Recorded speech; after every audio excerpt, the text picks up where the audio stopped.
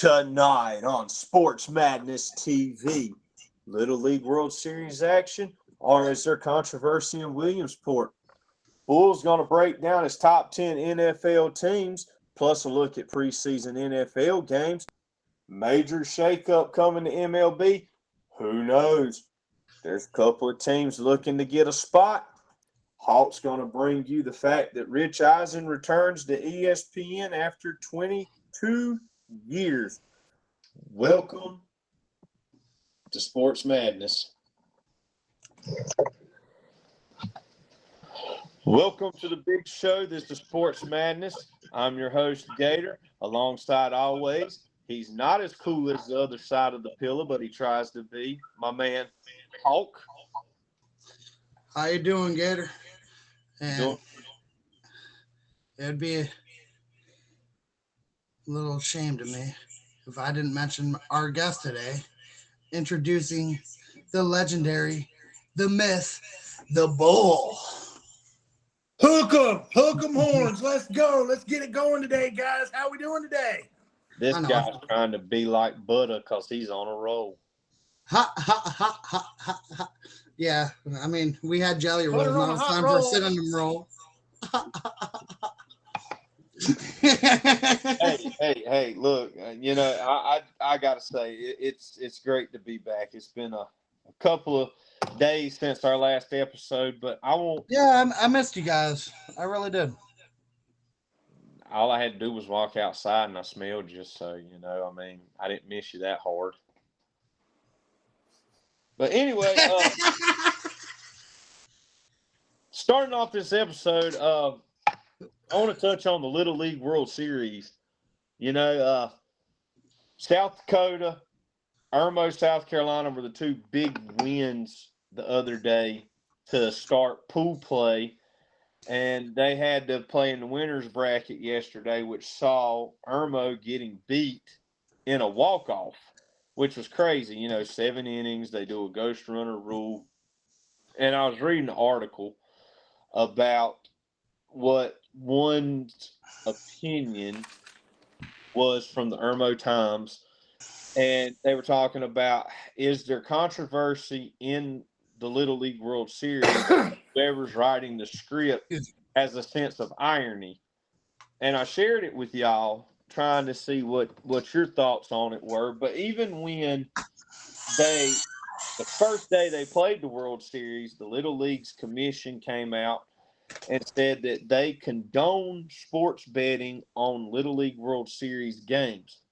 What? So the next thing is, basing on the article that I read, Irmo walked it off against the defending Little League World Series champs, Winter Haven, Florida, who won it last year for the first time.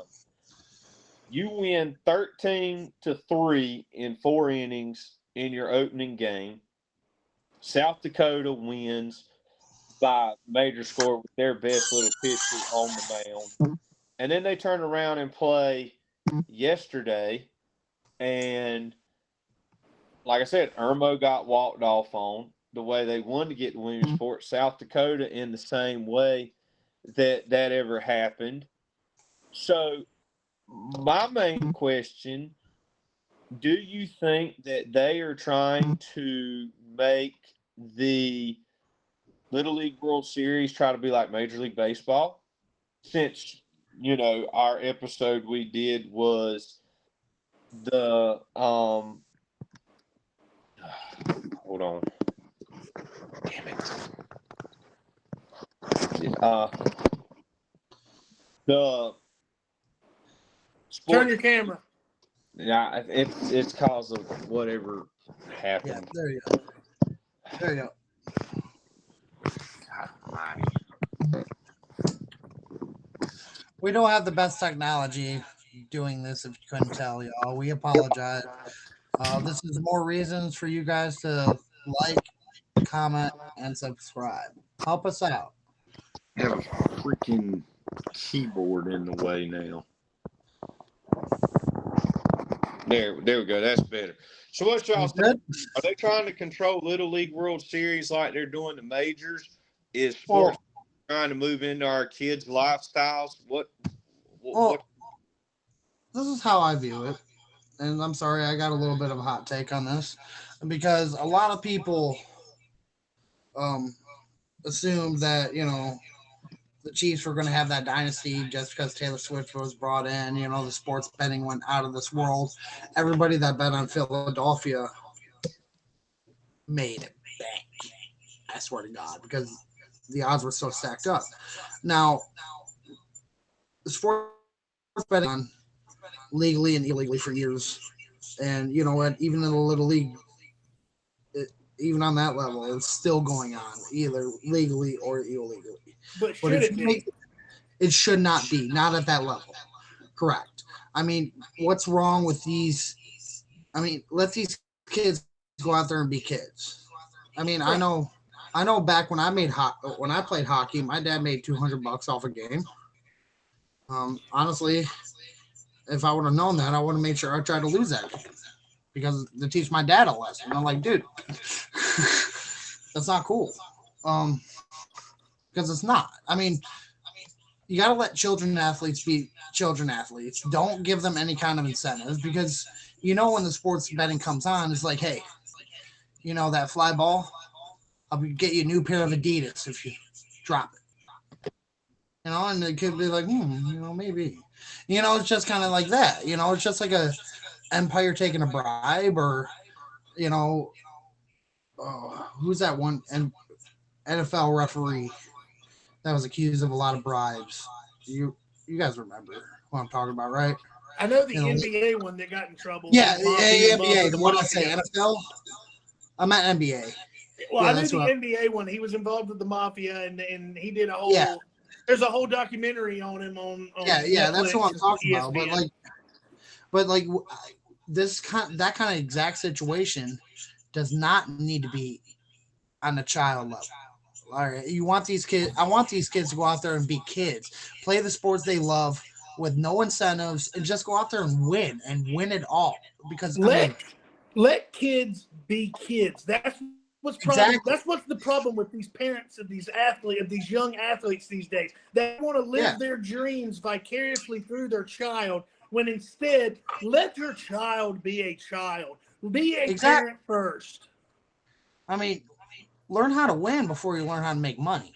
Learn how to walk before you run, right? Exactly. Learn how to play the game the right way before you go and play it like a professional. You don't sprint, then crawl. You crawl, then walk, then sprint. It's like doing things backwards. You don't do things that way. That's backwards. No, and it's really, I find it really messed up if they make it legal. I mean, and that's what's so unfortunate is because yes, it has been going on legally it has been going on illegally for a long time, and it does suck, unfortunately, for a lot of people. But this is something that does not need to be a part of Little League anything. I don't even like it on the college level, to be honest. And I know they're still. What's next? Okay, they're gonna okay, what are the over and odds on the Concord Spider versus Mount Pleasant game, the JV game? All right, you want to put $200 on that, their bowl, and do you? I'll get the over. You get the, it'd be just like that. I don't want to bet on kids. I'm sorry. Well, one, it's unfair to the kids to put that kind of pressure on. It's unfair. They're gonna have strangers pissed off at them for the rest of their life for something that they don't even know. They shouldn't have to worry about that. That's not their responsibility. And how old are these kids? Like 12 and 13? Can they grasp? The oldest at the oldest 13. Yeah, they can't grasp the fact of sports betting. If they can, they don't need to be playing baseball. They need to be at Harvard. These kids need to be coached and taught appropriately. And I'm sure these coaches are being very positive and influential, and they're wanting these kids to go out and play their best with pressure-free environment, and exactly. And putting them in that pressure cooker of the sports gambling world is just putting them in a position to fail, in my opinion, because it's just putting unreasonable and unfair expectations on a little kid. It's just not right. Well, look at it this way. Here's the next thing. Other episode we did talking about, you had the sign stealing. What 10-year-old knows the sign for a fastball unless they're taught it? That was a little fishy, man. Two kids did the exact same thing in like just a span of innings. You mean to tell me that both their injuries happened simultaneously on second base? But I'm just saying, though, think about it. I mean, I know what you're saying, but come on, that is kind of a quinky dink. I mean, I just like, don't. Oh, I get to second base, and all of a sudden my wrist hurts. You got to do this. Man. To me, I never did this. I didn't do this once on first base while I was just sitting there. What are you talking about? The sign stealing thing that they got accused of. They had a runner on second, and the runner on second was looking and giving the signs for a fastball. In Little League baseball, you can't lead off. Right. No, you got to have a foot on the bag. Right. So, second baseman has a clear view of the catcher. Right. And what he's. Yeah. When he's giving the signs. Right. And if you're on second, I'm the catcher, and Hawk's pitching, and I go, you're sitting there telling your teammate. Yeah, you're sitting there telling your batter what ball's coming. And that's what they were doing. Is they took their whole wrist within like, what was it, like 4 innings apart? Yeah. And then both batters were on second. And then all of a sudden they had a little kink in their wrist while they were on second. They did not do this on first while they were waiting, but they were, kind of something like that, like they were signaling. And I mean, it is kind of a quinky dink that two kids do this that far apart, but it's like, I think also these kids were told what to look for. These kids didn't do it by themselves. I think they were told what to look for. Okay, if you see this, this or kids don't know to do that on their own. Yeah, exactly. And like, okay, if that is going on in Little League, then we do not need sports betting in Little League at all. Well, it shouldn't be there to begin with. It shouldn't, but god damn. But it shouldn't be. But in Vegas, they bet on everything. Heck, they'll bet on rock, paper, scissors. I mean, honestly, what's next? Are we going to legalize dog fighting and chicken fighting and, start betting on that too? Well, they did make Uno. They did make Uno. Yeah, Uno now is in the Las casinos. Vegas now. Can you believe that? Dude, Max, can you remember back then? We fucking, oh man, we would have torn Heck, up. I'd go to Vegas and play some Uno. Oh yeah, bet $5,000 on the draw 4. Well, I know that we got the reverse. Yeah. We got a bit over the 5-minute hot take on this, so I'm gonna end this one right here. I'm sorry. I'm sorry. That was my fault. No, it's all good. I think that whoever's in control of this, if they are trying to monetarily gain it, to see a team who has never been there to lose in a way that they won to get there, I think you're taking the fun out of what it's supposed to be. Yeah. I mean, they're there. This is their first time being there. So nerves are already high. Anticipation's already through the roof. Well, this is the biggest games of these kids' lives. They'll never play a bigger game unless they make it to college or the pros. Exactly. So you're taking away, and to have them, you call it irony or whatever. I say just go out there and let them play. Give me 3 extra innings of baseball because you only play 6 innings. Give me the 9. Let's see if we can get it done. Stop the ghost runner rule. Stop all this stuff that they probably never even in any kind of play, Rick, Optimus, whatever. Now you're setting these kids up to fail, and then you're taking the fun out of it because it's like, oh, my God, I got to do everything right. If you give me 3 extra innings to 9, and how you determine who's home and away? That's what I don't understand. Yeah, that is weird. A coin toss. So I go out there and I say I'm calling heads and the wind blows and it lands on tails. Well, I'm the away team. if I call tails and it flips, and I get it, I'm the home. I don't understand that. It should be based off of who's closer to where they're playing by miles, and then let it go. That's your home. That's your away. Or if you're going to do a double elimination game, both teams get a chance. One's home, one's away. Do it just like they do in the college baseball. Right. Yeah. That's how it should be. Should be set up just like college. Just like when we played Pop Warner football, Hawk. You know, the kids at the boys club, we played on the big field where the high schoolers played. Those kids in Little League should play just like the big kids play. That's just what you prepare them for anyway. That's what you do. So to get them prepared for what they're going to do when they're older. I love Pop Warner, man. That was so much fun. We're right. In Pop Warner, the little Pop Warner teams played on the big field. We played on the high school field. So, but I got some breaking news for you guys. Here we go. Interesting news coming in. I got multiple sources saying that Daniel Jones has just been given the nod over Anthony Richardson for the Indianapolis Colts and for the starting quarterback position. The former Gator is already seeing the bench, and the season hasn't even started yet. Now, I'm not sure if this is an injury thing or a production thing, but Daniel Jones, I've said it before, I thought Daniel Jones has got a lot of potential. I saw him as being the perfect guy in New York to fill in after Eli because he was a similar type of quarterback, and I hate that didn't work out for him. I think he's still got a lot of gas in the tank. I see him a lot like Sam Darnold. He can make those plays and make those throws. I was a huge fan of him at Duke, even though he did play for Duke and I was at State. You know, I'm a State guy. So, but at the end of the day, Daniel Jones gets the starting job for the Colts. I'm interested to hear what the famous Gator has to say about his guy, Anthony Richardson. Well, it's going to be fun. You want my honest opinion? Yes, we want your honest opinion here in front of never got drafted into the NFL to begin with. Listen, they played Utah the very first game of the season. When he was the quarterback, he wheeled Florida to win in the swamp against them.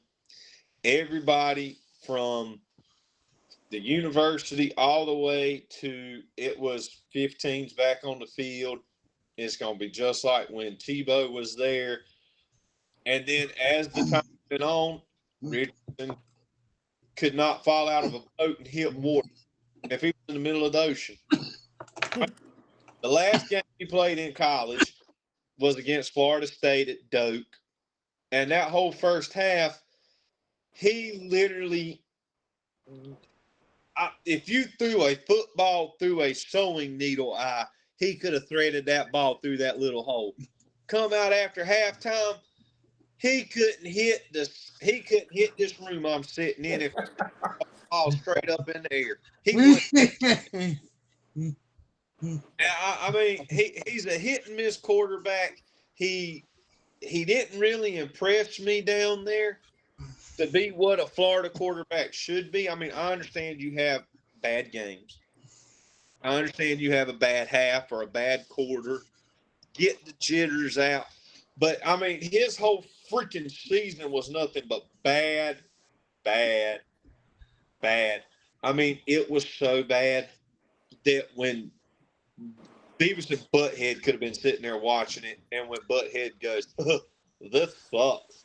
No, it sucks. Well, he's just inconsistent. Butthead could have figured out that I just figured out this sucks more than anything has ever sucked before. I agree. Injuries. I really don't see him being an NFL quarterback. If he does leave the Colts, I think his career's done. I don't see him going. I think leaving the Colts may be the best thing for him. Possibly, man. I mean, you know how teams are, man. He's a young quarterback still. He's already got some field time. He's proven to me not as horrible as, I mean, let's face it, you make him out to be. but he will be picked up because eventually a quarterback's going to go down or something. There's too many injuries in the NFL. Yeah, there's too many injuries, especially with a bunch of these young guys. I mean, he's going to be picked up somewhere to beat a second string, possibly behind somebody. This now, he's going to the Dallas Cowboys. NFC East is ours. No, I'm kidding. Well, you're smoking that hopium, ain't you? The hopium. I grabbed the wrong.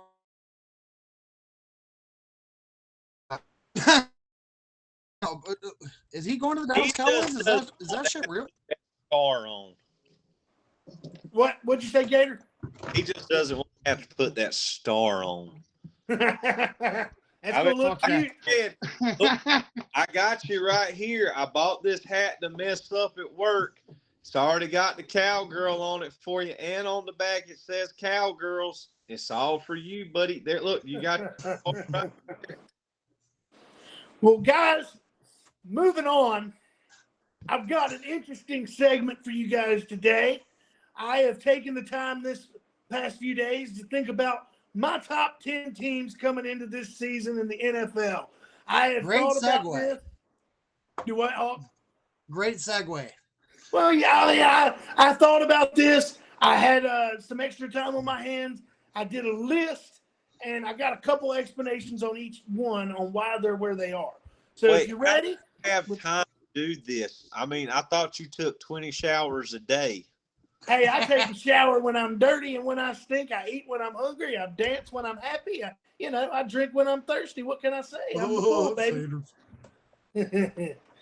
I do the bull type things. You dance when you're happy. I don't. Which hand do you use, left or right? Alternate. Alternate is usually the best way. I double pump myself. Drink a bottle of NyQuil and fall asleep, and it's like somebody else is doing it. All right. Nope. All right. Just joking. But on the segue to my top 10 teams, we'll see what you guys think or disagree with me. But here we go. The Bulls top 10 NFL picks coming in at number 10. All right, coming in at number 10. This is going to be controversial with my boy Hawk, who is a Detroit fan. I've got the Detroit Lions at number 10. Why? Why so high? All right. Detroit why so high? Why so low? Well, why so high on the list? That's what I'm getting at. They lost both coordinators. And they're the fourth team in the NFL in the last 25 years to lose both coordinators in an offseason. That's a big deal, man. Even the most successful teams, when they lose their coordinators, they take a step back usually. Even if they're good teams still, they usually take a half a step back. You got to have good coordinators in this league. It's just where you're at. But they've also had some injuries this offseason too. That reminds me, what's Matt Patricia been up to? I'm kidding you. Go ahead. Well, they still injuries on the offensive line, which they handled in the draft. But they really. I'm just curious on how these new coordinators are going to do with the Detroit Lions. That's why I've got them at 10. So number 9. Okay, I mean, I kind of disagree with you, but I kind of get your reasoning for that, personally. Well, number 9, we got the Green Bay Packers, and the reason they're at number 9 is Jordan Love is still struggling. Jordan Love has yet to prove himself. They've had a quiet offseason, and I think that's why they may be a little sneaky this year. The quieter the offseason, usually the better the production. You want to stay out of the spotlight this time of year. Stop throwing off your back fucking foot. Exactly. Right. You ain't Aaron Rodgers. You ain't Tom Brady. I mean, stop it. Well, he struggled with the Bears. He struggled to beat the Bears last year. That's one thing you never had with Aaron Rodgers. I know. You never had to deal with that with even Favre. You never had to worry about that. You never had to worry about the Bears with Rodgers. You never had to worry about them. And Love is struggling to barely beat them, even though they suck. Yeah.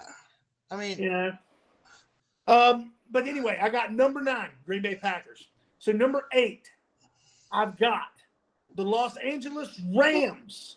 And the reason they are number 8 is they have the most rookies starting in the whole NFL. It's a very young roster. And can Stafford stay healthy? That's my biggest question with the Rams is Stafford's getting up there, you know.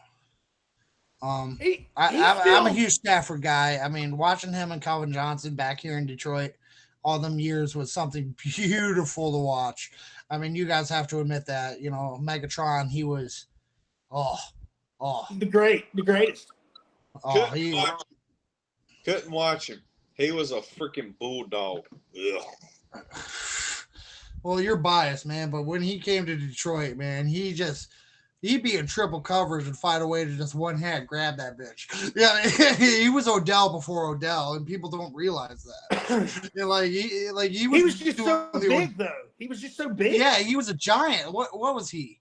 Like, I mean, I think he was like 6'3", 260 pounds, and I mean, the guy, he was fast. He was like DK Metcalf, but bigger. It was like Cam Newton at slot.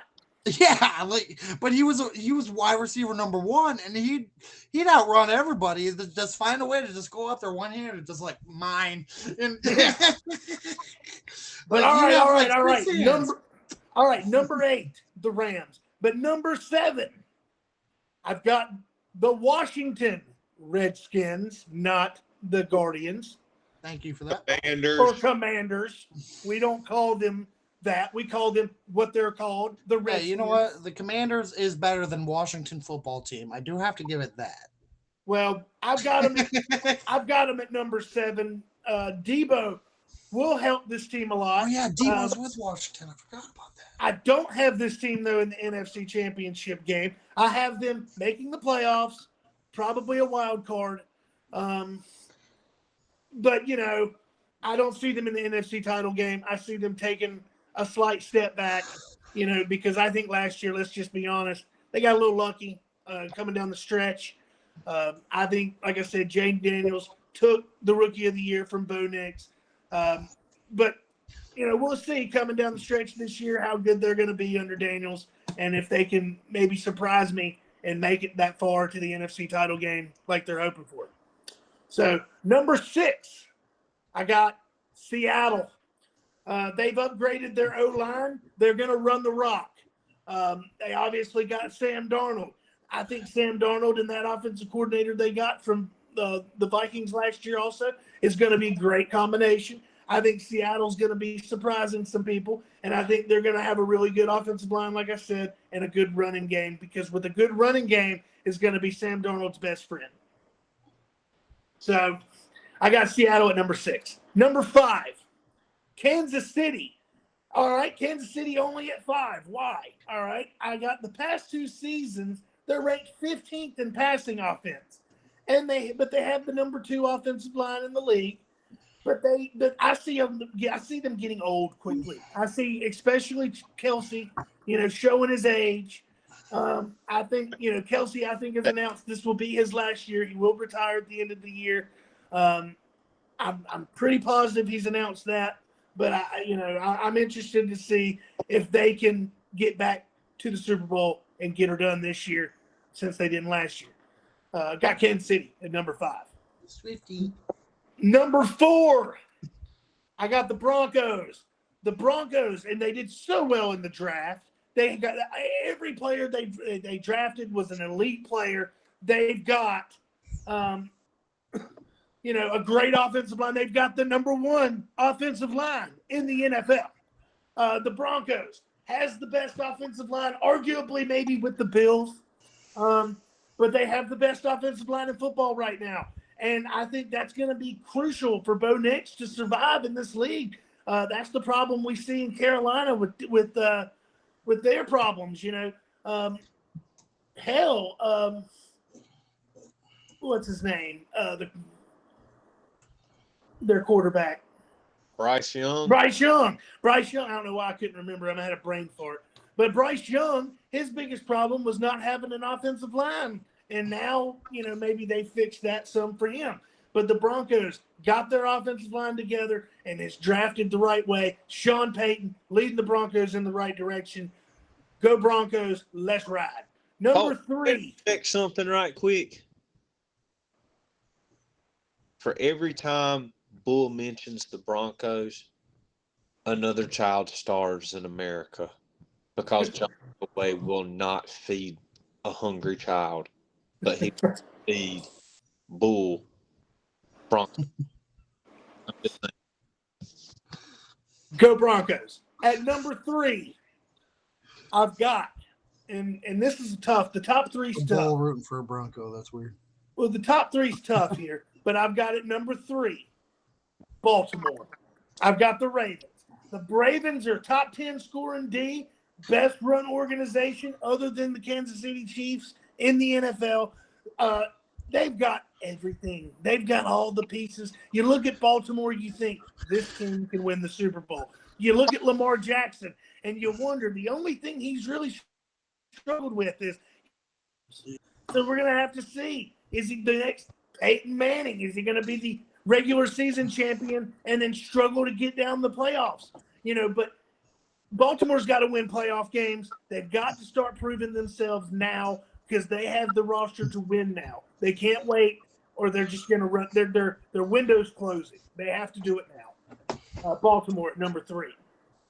I got number 2, Buffalo. They will win the division.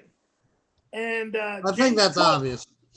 Well, James Cook is an absolute weapon. I've been getting him and Delvin Cook confused. James Cook is Delvin Cook's brother. Yeah, I do too. You're not the only one there. He is the starting running back, and I get him and Delvin confused because both were great running backs and both were in the league. I think I said Brandon Cook last time. He hasn't played in a couple of years. Right. So I'm dummy. But yeah, I've got Buffalo, and everybody says the Buffalo's the best team in the NFL or the team to beat. They're, like Gator has once said, and mentioned on this show, they are not underdogs in one game they face this year. So they are favored in every game. The Buffalo Bills, my number 2.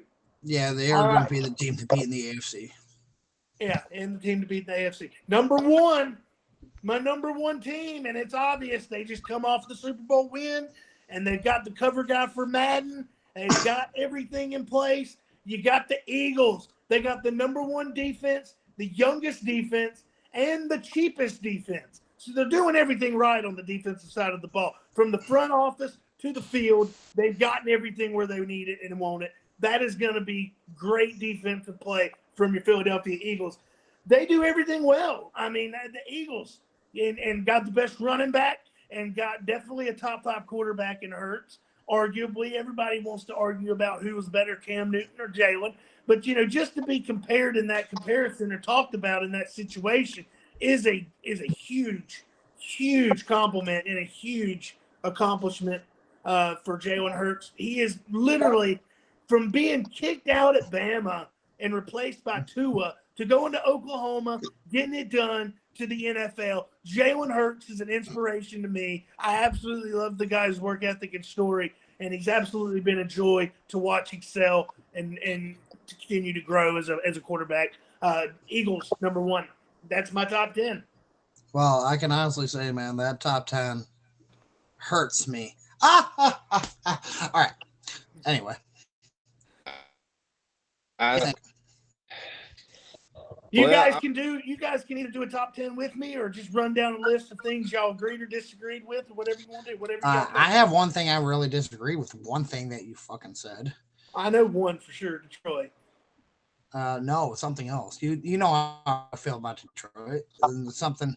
You really think Kansas City has a better running game than freaking Ravens do? Kansas City, I think they have a great O-line. I think their O-line's a little bit better than the Ravens. But maybe you don't need an O-line with Derrick Henry running over motherfucker. They're still waiting. Well, I think Derrick Henry's by far a better running back. I think they're still waiting to hear about who's their running back in Kansas. Worthy? Is he going to be suspended or not? Worthy's a wide receiver. No, they got a suspension. Pacho or Panko or whatever his name is. Well, they've got a suspension in Kansas City they're waiting to hear about also from somebody. I forgot. Well, I wrote down my top 10. Just at number 10, I've got the. Hold on one sec. One sec. we need to get to the bottom of this. Who's their running back? Pancho. I'm telling you. They got Pancho, and then Hunt is the backup. Well, Hunt's been their backup since he came back from Cleveland. Yeah, Worthy is the wide receiver 2 this year. Isn't he suspended though? He's gonna have no. My source I'm looking at right now. Okay. Well, they've got a suspended player. I know they're waiting to hear from. Yeah, it's not Worthy. Okay. All right. But So running back situation for them, it's more or less their offensive line, not the running back himself. Yeah, I mean, I see that, but I mean, of course, not everybody has a Derrick Henry, which is like, Right. he kind of reminds me of Refrigerator Perry, except. But that's exactly why I have more of a running back. That's exactly why I have Baltimore ahead of Kansas City. I mean, to be honest with you, I like Derrick Henry more than Barkley. I mean, and you can argue with me all day long about that. But yeah, you get Barkley in the front field, he's gone. But Derrick Henry will get you those extra yards every time you need them. That's why I like him. He's more of a runner. Like 3rd and 5, give him the ball, he'll get it done. That's what I like about him.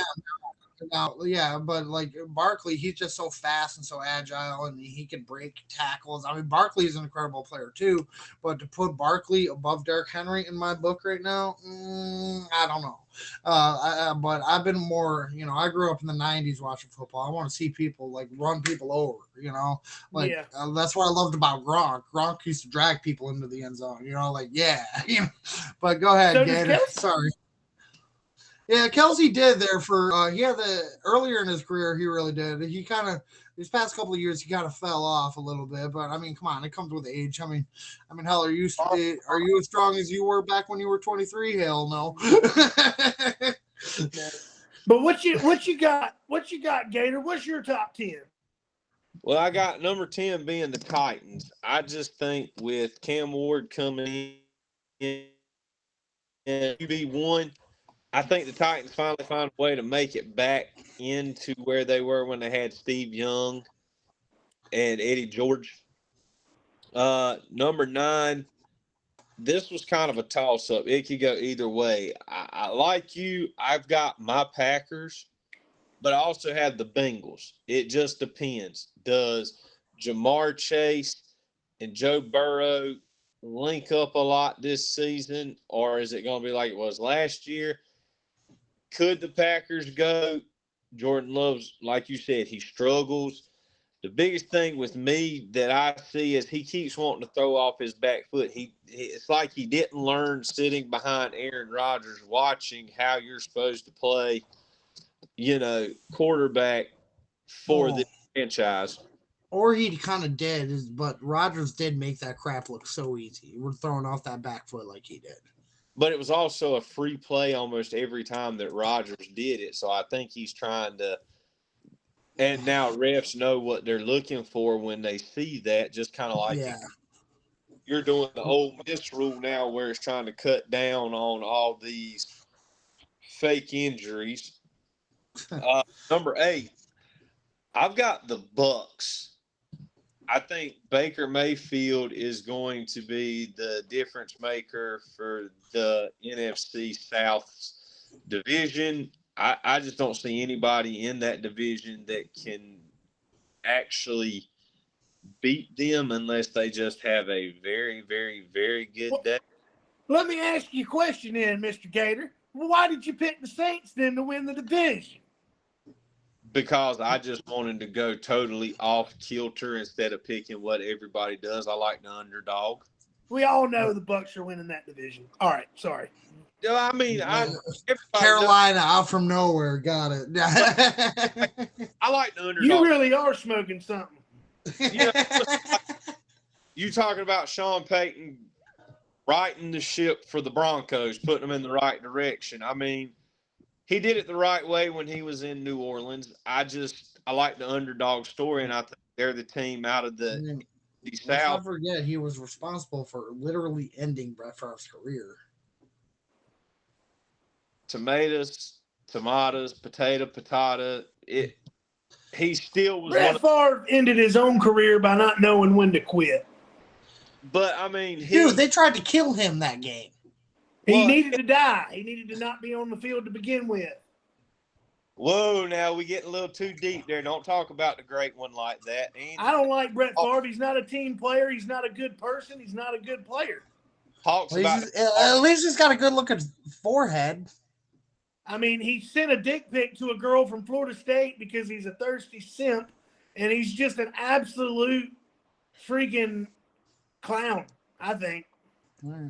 I like the total yardage speak for itself there, buddy.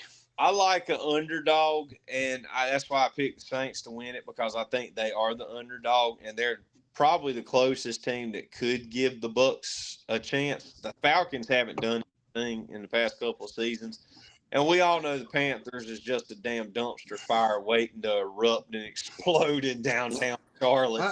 I'm surprised they haven't sold the team yet, man, because I mean, I don't say that. Charlotte needs the team, but Charlotte needs it re-ran the right way.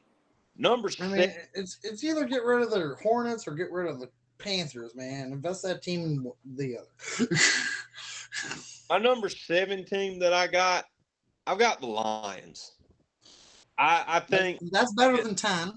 I think off Jamar Gibbs and David Montgomery, I think they're going to try to piggyback on what they had last year. And I think they're going to be a team that you got to watch out for, kind of like South Carolina in college football. They're going to people. At number 6, I've got the Eagles. Wow. Well, I'll tell you why. Hello. The reason I've got the Eagles at 6, how does Saquon Barkley handle the Madden curse? That is true. He'll break it. I don't a leg? Look at every player that has been on the cover of Madden. The year Josh Allen was on it in 24, he had a mediocre season. Christian McCaffrey on it last year. Now, we all know McCaffrey's injury prone. He gets hurt every year. That's why I stopped drafting him on fantasy, man. I just couldn't do it anymore. If he stays healthy, he's a great picking. Yeah, but, man, it's not worth the risk anymore. Last year, and he didn't even make it out of the preseason without injured. Tom Brady, I know. I drafted him last year, and he kind of screwed me over. I remember very well. Brady was on the cover. He had one of the worst seasons of his career being on there. So that's why I got him at 6, because if something happens to Barkley, Philadelphia's chances to go anywhere are, and that's the only way that Hawk's going to actually see if his Cowgirls that he picked can win the NFC East. Number 5, I've got the 49ers. They're just a team that always hangs around. They're always there. Wait. You're picking the Niners over the defending champions? That's weird. Yeah. I don't even every time the Niners get their foot in the water, they crumble. I don't even have them in my top 10. Although I did pick them to go back to the Super Bowl and play Kansas City this year. What the whoa. And you guys accuse me of smoking something? Like I said, be glad I didn't put the Eagles at 10. And all I got to say is Madden curse. So we're going to find out if Barkley can break the Madden curse. What's his name? Their quarterback, Brock Purdy. I think he's got something still to prove as a young quarterback. They put all that money into him to be a franchise QB. And they got one of the best wide receivers last year that came out of college in Ricky Pearsall. I mean, they got a deep threat downfield. So it's going to be interesting to see how they do. Right. At number 4, I've got the Ravens.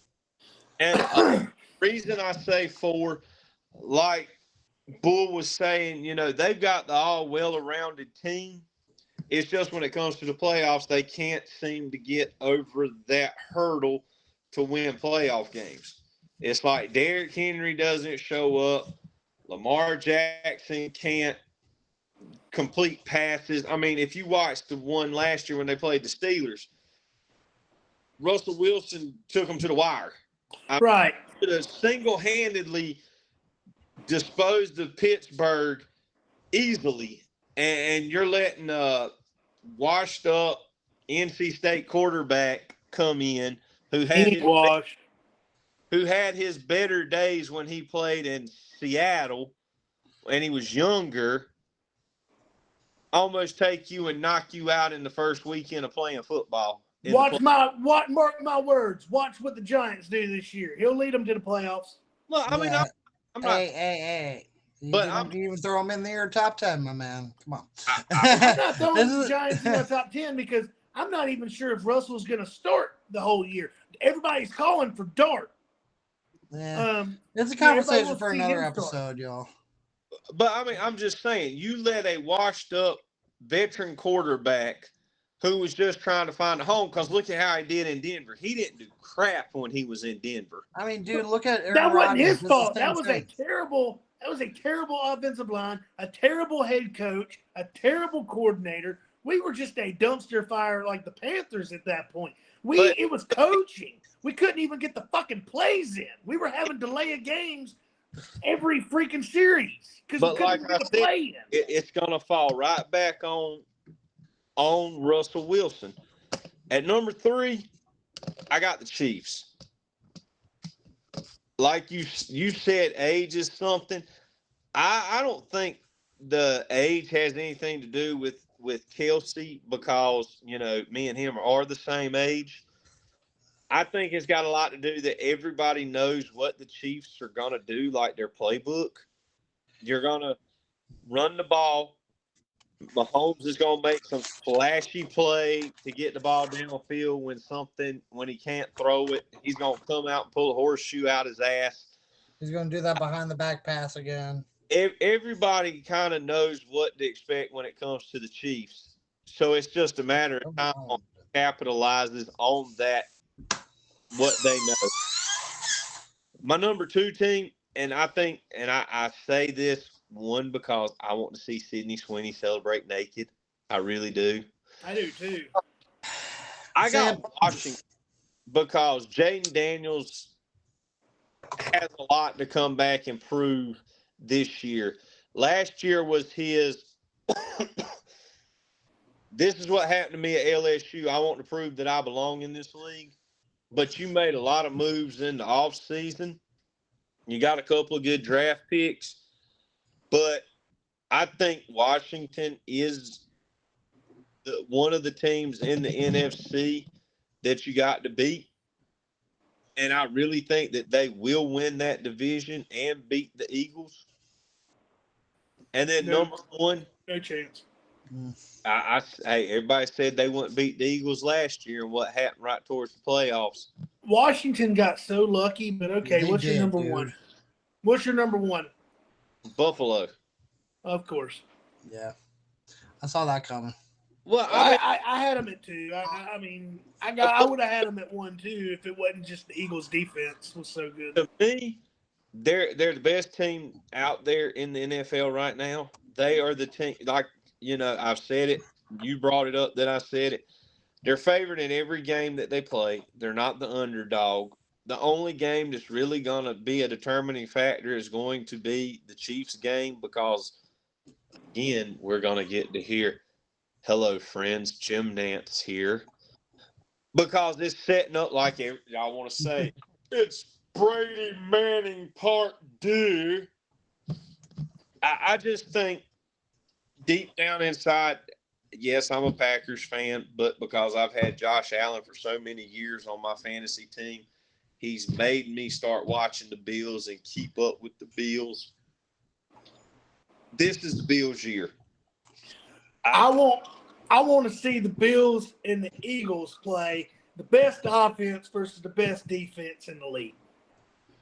Josh Allen will eat them alive. We'll see. I think you're probably right. But if anybody can stop them, it's the Eagles. Now, what is on tap for our viewers viewing pleasure this weekend. We got preseason football, guys. You know, we've wrapping up week 3 here in preseason football. And, you know, guess who's coming to town? We got Aaron Rodgers in Charlotte this Thursday. Pittsburgh plays the Panthers on NFL Network, 7 o'clock. Is Aaron playing? Aaron's not playing, but obviously he's going to be there. Yeah, I thought he might be playing. I'd Aaron watch doesn't it play in preseason. Yeah, I know. But I mean, he did take part of the OTAs this year for the first time in a long time. So who knows? Well, the Panthers lose again. They're going to be 0-3 coming out of preseason after this loss to the Steelers on Thursday. So the Panthers are going to still be defeated coming out of preseason. Now, the Panthers do have a good week 1 matchup against the Jaguars, which watch out. They may win that one. But I think that's a good matchup for week 1.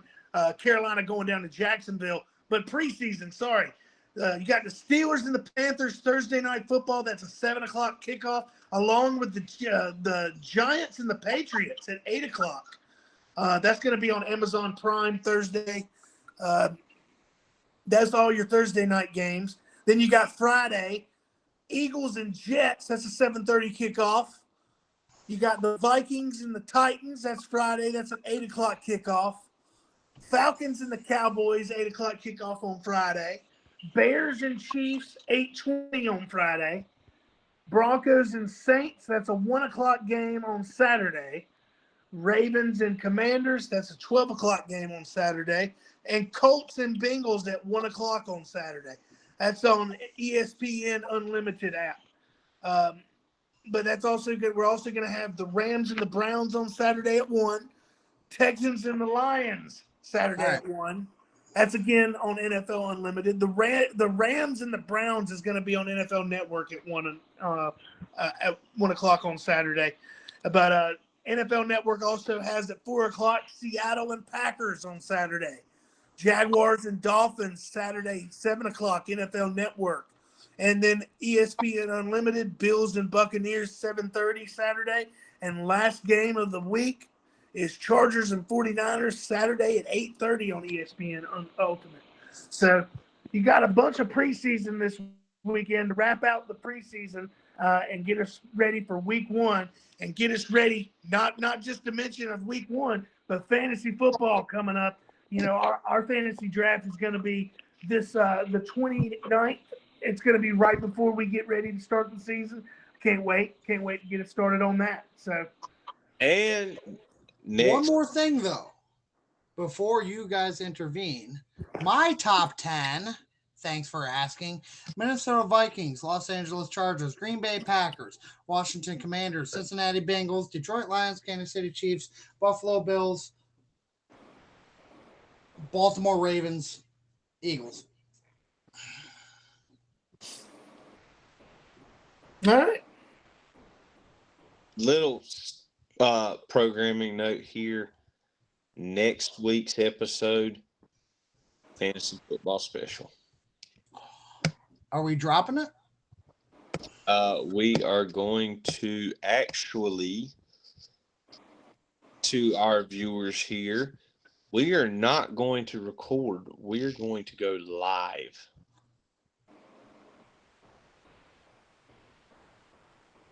On the 29th, when the draft happens, I'm calling it right now, we are all 3 going to be live as we draft. Okay. Well, shit. That's fine. I was not prepared for that, but okay. We'll do a live show for the draft, and as we can keep an eye on each of our fantasy teams and see who we get, you know, that'll be – we got the draft. It'll be the 29th. I believe it's 7:30. I changed it from 7 to 7:30. It's going to be – we got a 15-team league that I'm hosting this year, and glad to have Gator and Hawk a part of now. We're going to be, you know, drafting and hopefully getting our fantasy football season started on a good note. Oh, it will be. But we are going to drop speaking of fantasy football, we do have a little bit of a fun video that we pre-recorded where the three of us we were pretending to be like the NFL front room and drafted everybody in a pre-draft We to did a see mock if, draft. we did a mock draft pretty much to see if we could build the best team possible, and I think we did pretty damn good. But Our honestly, sports madness team we have, and we did record the special, and we will be, I guess, releasing that soon. we'll be releasing that soon, same week. Earlier that week, I don't know how many videos we're going to record that week, but apparently we're doing it live on the 29th. Well, that would be a typical night we do a recording.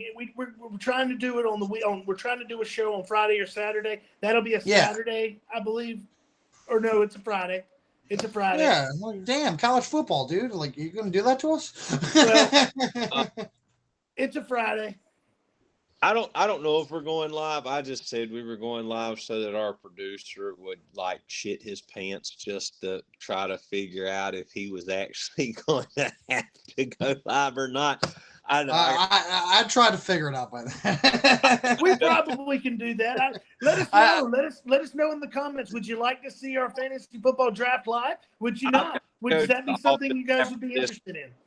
After this episode's over, I've already got called into the office. I know. That's gonna be a nice $500 fine I got to pay for that one. Yeah. Dropping shit without prior knowledge. But yeah, hey, the Sports Madness execs aren't happy. I'm getting a call now. Hello. I know, right? The daggum Palm Pilots lighting up in space. I hear my dial-up cranking up now too, man. All right, guys, I got that fax machine. I got some quick news also before we wrap this thing up. I got some news that NC State and Alabama are going to have a showdown on the ice. We're talking college hockey. The hockey. Are we talking hockey yet? Let's talk hockey. The Frozen Tide from Alabama coming into Charlotte. They're going to be playing at BB&T Ball Field. They're going to have the outdoor classic just like they do for the NHL.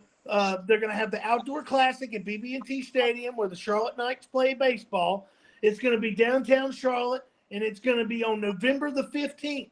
And it's going to be, again, Alabama and NC State. Let's go Pack. Let's protect our home ice. Let's protect our state. We're not going to let the Tide come in here and roll us on our ice. That is our night and our time. Go State. Roll Tide.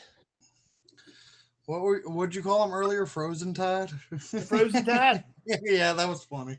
I like that. Hey, all I can say is the Tide's going to roll into Charlotte and they roll out with a victory. They got to face the Wolfpack, baby. They going to face something. They going to hit a brick wall. Well, I'm just going to say, man. You want to talk about here's something. Hold on. We're going to talk hockey. Hold on. Do you know your guys' teams doesn't have a chance against us Yankees over here, okay? Well, that's fine. We have a chance against Alabama. I'm saying you do because, I mean, hell, where do you see ice in Alabama? That's a good thing. Hey, after living in Connecticut, though, hockey isn't shit down here compared to what it was up there.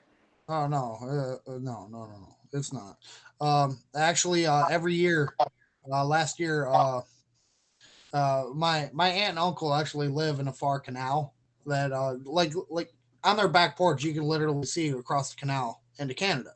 Right. And every year, about 30 of us go out on that ice and play our own little Canadian versus American hockey.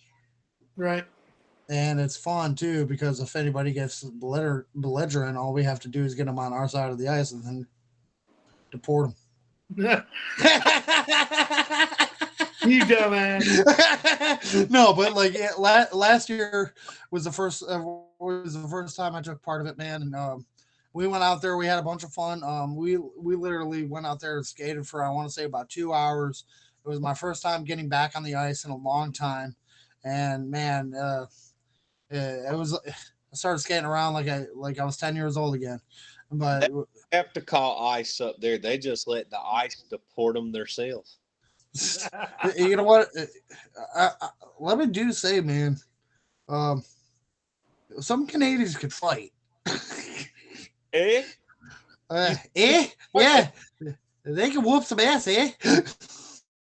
You want to know how to get rid of the Canadians? Just turn off the lights. All right. I got some more news, though. I got also from multiple sources are announcing and stating that Cam Newton will have his number 2 jersey retired at Jordan-Hare Stadium by Auburn, and that will be October 11th. Cam Newton will be there. They're going to retire the number 2, and the Panthers now have felt pressure. Now that Auburn is retiring the number 2, the Panthers are pressured to maybe possibly retire Cam's number 1. So we may see Cam coming back to Charlotte soon and getting his jersey retired. I hope that's the case. Heck, the Panthers, in my opinion, need to build the man's statue because the man literally brought winning culture to the Carolina Panthers. They never had a winning culture except for one season before Cam Newton ever came there.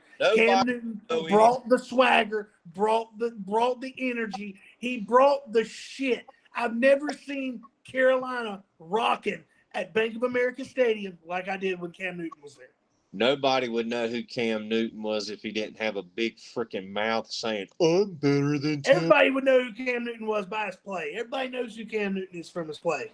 Well, if Cam Newton was so good, why didn't he get the starting QB1 at the University of Florida? Oh, wait, that's right, because he stole a laptop. Because he's a little mischievous bastard when he was younger, and he got in trouble. And also, Florida was stacked, and nobody was going to start over Tebow in that Urban Meyer system. Urban loved him.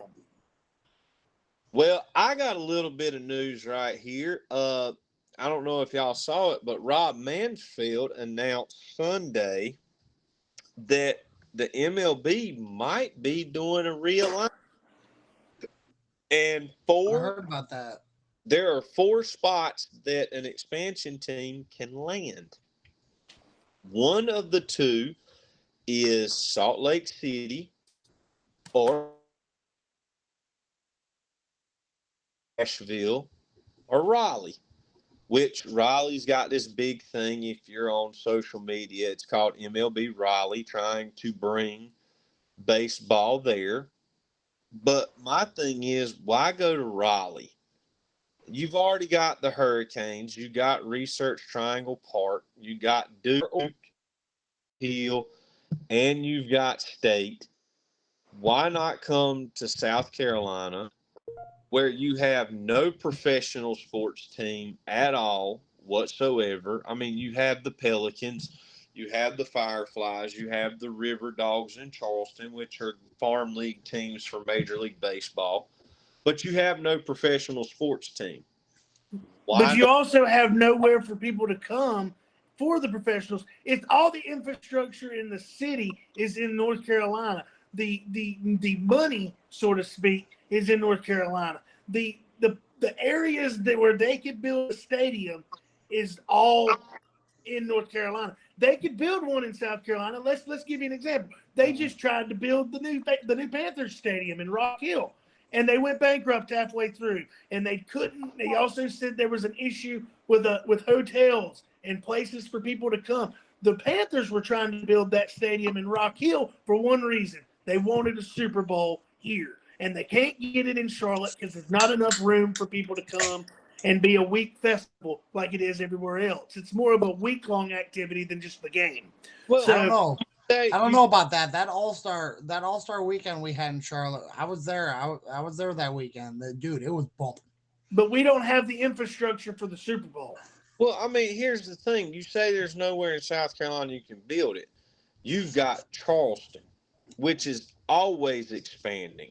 You've got But it's not Charlotte or Raleigh. It doesn't matter. Why? It does. That's where the money is. That's where the money's coming from.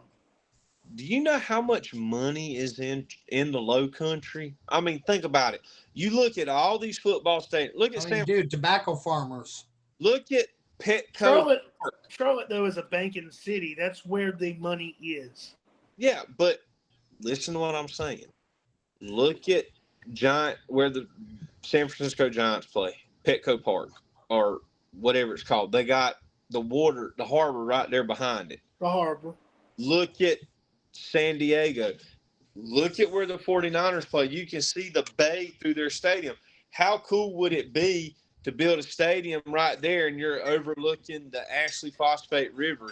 You're able to see the ships coming in, and you can build this stadium and build a big enough thing to get a professional team in Charleston. Myrtle Beach. I'm not saying their stadium designs and ideas aren't cool. I'm all for it. I would love a beach.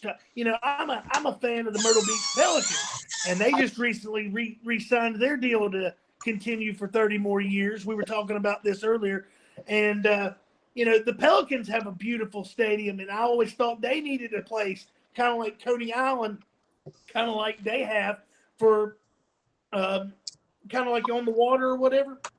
The Coney Island Cyclones, they have their stadium right there on the water. I thought the Pelicans should do that. But back to what we were saying, I think that's a great idea. But it's all about these guys that have the money. Where do they want it? Where do they build that's a big thing is that, especially around Charlotte. I'm not sure about Raleigh. I never lived around Raleigh. But Charlotte's got a lot of big time investors around there. Would invest into something as cool as a damn hockey team or anything like that, really. You want I'm saying hockey because I hate the Hurricanes. Sorry. But I mean, and I'm not sure about South Carolina. I mean, I don't know. I never lived there. But but you got to look at the fact that, he's got a point. I mean, you look at any Detroit game, and what's the thing that they pan over? They pan over the Canadian Bridge and the stadium. And, hey, this is Canada over here. We advertise that because we have it, I mean, Detroit's been a crap hole for a long time. And then all of a sudden we start rebuilding these new stadiums and stuff like that. And they're like, hey, look at our city. This is what it looks like from Canada, for Christ's sake. And tell you how to bring a sports team to South Carolina? You really want me to tell you how you bring it? Bitches. Bill fucking Murray. Oh, God. He owns the Charleston River Dogs.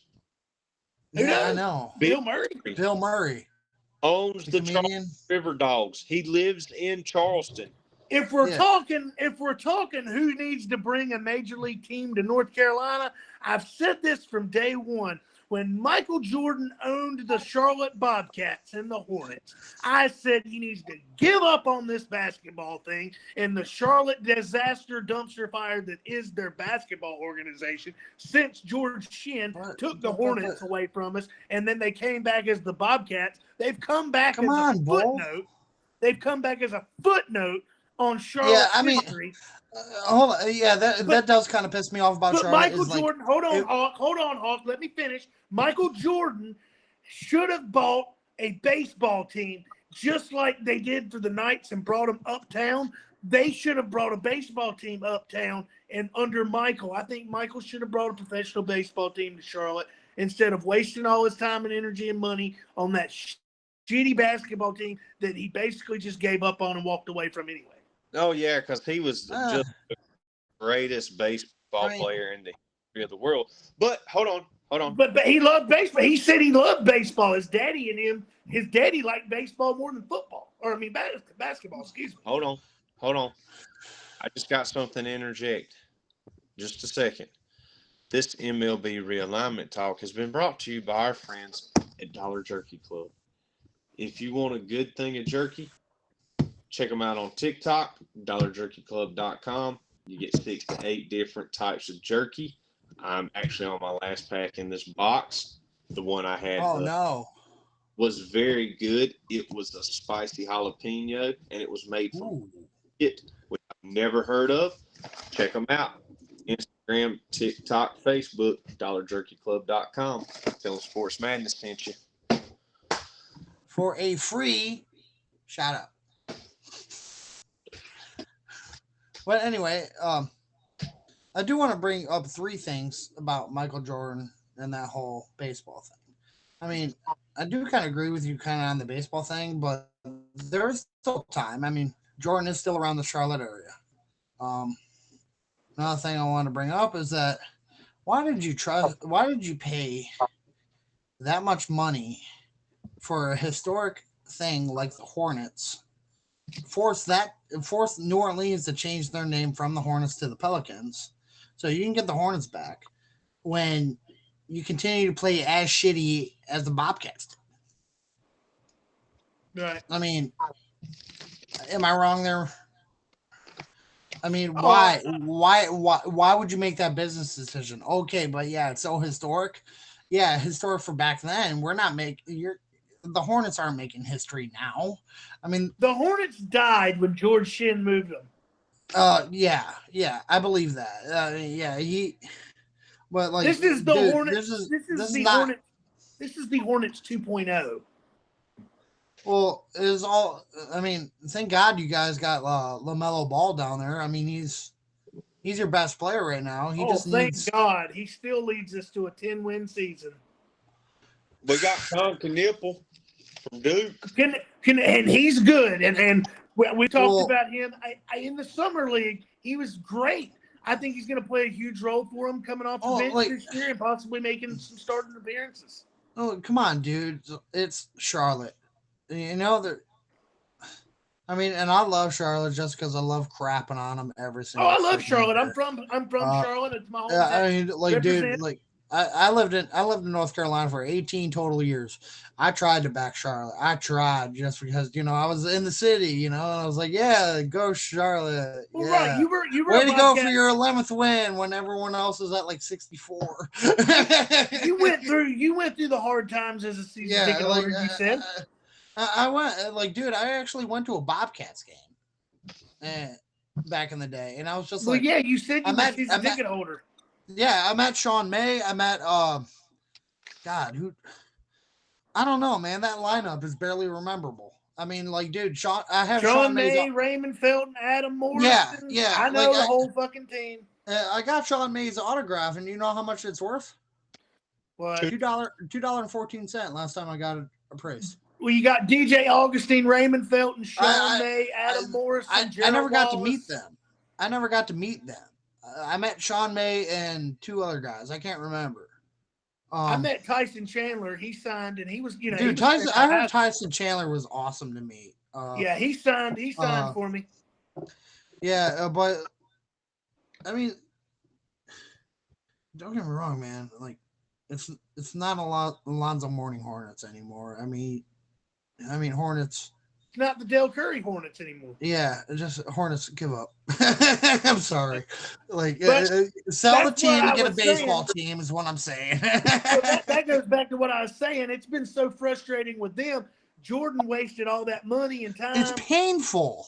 I think Jordan should have invested into a baseball team and brought them to Charlotte. It would have been more meaningful and probably more successful than this basketball team was.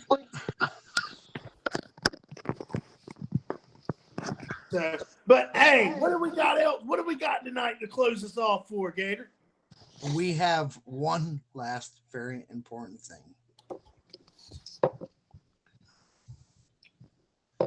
We are going to talk about the real man, the real myth, the real legend, Rich Eisen, coming on to ESPN for the first time since we were little squirts. How about we give a special shout out to Richard Eisen, Michigan alumni. That's why I'm stealing this from y'all. And a special shout out to Rich my man Eisen. Stewart. My man Stewart. This episode is dedicated to Stewart. Rich Eisen's old co-host passed away from cancer. Stuart Scott, that passed away from cancer many, many years ago. wearing this I jersey. believe it was yesterday, actually. That's why Rich Eisen came back. ESPN did just do an honor memorial thing for him. So yeah, I believe that was yesterday. Yep, that's kind of why we had Gator talking about butter at the beginning of the video, because that was a classic. And being as cool as the other side of the pillar. Yeah. I want to say, my love for sports. I remember being a kid and staying at my grandparents' because they had cable right up the road from where I'm at. And every day I had to watch Sports Center. Sounds like a good day to me. Everybody, they used to joke at me because they're like, it's a 2 they play it every hour all day and you see the same thing. I'm like, but I might have missed something in that hour that I didn't get to see because I had to go to the bathroom or we had to or you act like I'm not going to get up to there might be some breaking news. This is back in the days when you had the dun dun dun dun dun, dun and then at the end of it the trumpet went ba-na-na, ba-na-na. And you watched it because you wanted to see. It wasn't just about the highlights. It was about hosting. I mean, God. I was looking back at old clips from like the 90s, and Chris Berman was out in the field reporting for Sports Center with a beard. I mean, you had... Make that noise again.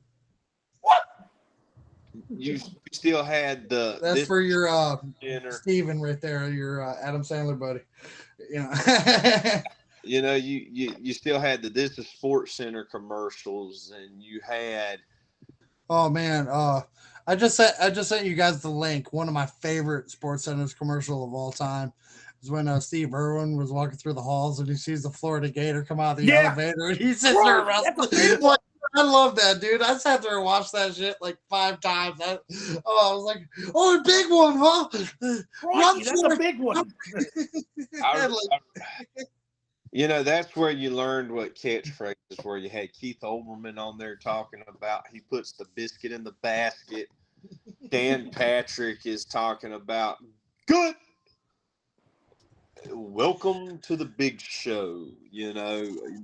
Dare I say he's anything but in fuego. And then when Olbermann, you got Dan Patrick and Kenny Mayne, and that to me, those were the 2 best hosts. I like Stuart Scott a lot. Well, I like Stuart Scott and Rich Eisen too, but to me, Stuart Scott and Rich Eisen, I think was probably my favorite show growing up. Scott Van Pelt now. Oh yeah, he was good too. To me, it will always be Dan Patrick and Kenny Mayne because they both had catchphrases. Kenny, the best one of Kenny Mayne was na na na na na na na na hey hey goodbye. There's two nas, not enough hays. I mean, and Stuart Scott with, like I said, with his, that kid is butter because he is on a roll. And as cool as the other side of the pillar, and then the best one of all time from Stuart Scott. Booyah! Booyah! All right. I think we're going to close this up, but one more question for y'all, if you guys don't mind. Who is your favorite host of all time? On any sports show, any host. Could be era. Modern. It could be modern. Could be any. Who do you, if his show is on, you'd always want to watch it, no matter what the take was or what. Who is your all-time favorite that you go back and watch clips of on YouTube? Give us a comment, and we will give you a shout-out on the next episode. I am going to let you guys know my personal favorite. I think I've already said, Rich Eisen, Rip Stewart. But I am going to go ahead and throw a right wing at you and say Sports Show with Norm Macdonald. Had 2 seasons. It's funny as hell. Don't know that one. Mine's not really a sports show. Well, but what is it? It was a TV show that was based on a sports show, and it was kind of like the inner workings. If like ESPN did a TV show based off of Sports Center, that's what this would be. Yeah, what was it? But I love Sports Night. And that was when you had Josh Charles and Peter Krause, Felicity Huffman, Yeah. the Molina guy who was on a couple of shows. I mean, that was, it showed you what it took to put on a show, and their show was called Sports Night from CSC, but it was basically like a spoof for ABC of Sports Center. So, I mean, that was one of the coolest shows that I remember, but I don't really have a favorite, like, sports. You don't have a favorite host or nothing? I like all the original Sports Center people from when I was a kid, Dan Patrick, Kenny Mayne, Stuart Scott, Rich Eisen, Chris Berman, the guy. Yeah, Chris Berman's an honorable mention. The guy who did. My dad made him hilarious for me. So the original. I mean, there's just so many, and then now, like, you got the ACC network, you got the SEC network. I like Marty McGee, and I like. You like Paul Feinbaum and all them? No, I really don't like Feinbaum. I don't like him at all. I think he's an asshole. I mean, yeah, he's the SEC guy, but I mean, some of his stuff's right, but his points. I'm not a big Cowherd fan. I'm not really either. I like Colin. Colin's my guy.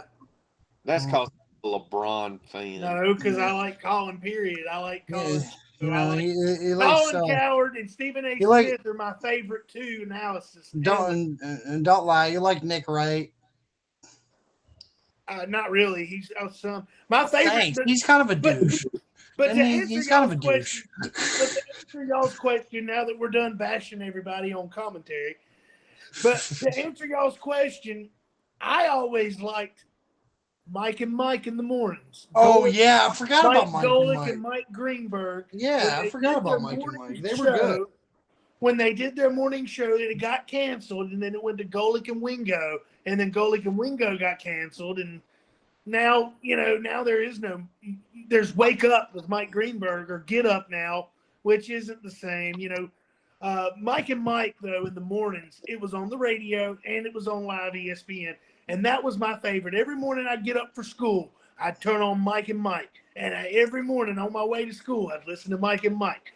It was just, and then as I got older, I'd get up every morning, sometimes even when I didn't have to, just to watch Mike and Mike and go back to sleep. So, Mike and Mike in the mornings was my wake up. It was my wake up call. And those guys were great together. They played off each other great. Perfect combo of you got your analytics guy and your athlete guy. And then those guys just played off each other so well. And you got to love Golick. Golick was my guy. Greeny was the nerd. Golick was the jock. And it just worked so well. Yeah, I kind of get that. Even though I didn't like it, I didn't like the show at all. I think that's why Skip and Shannon did so well. Because Skip was a hardcore analysis. He was kind of wrong. Skip and Shannon wasn't even the show at the time. It was still Stephen A. and Skip Bayless. Yeah, but Skip and Shannon did have a 3-year run or something like that. But I thought that that's what you need to do is Skip that you need to get an analysis guy. Skip and Shannon were on Fox. Well, I tell you one that I mean, that's kind of what we're trying to build here. Shannon recently has been fired from ESPN. Oh yeah, for being associated with some what is it, domestic issue with the girl. With finding he settled a legal issue with a woman over a domestic issue, and because of that, ESPN fired him because ESPN is soft, and anybody who's associated with anything they don't like, they just fire. It's freaking Disney, man. Disney's buying everything. Well, I tell you one that I like that ain't on no more.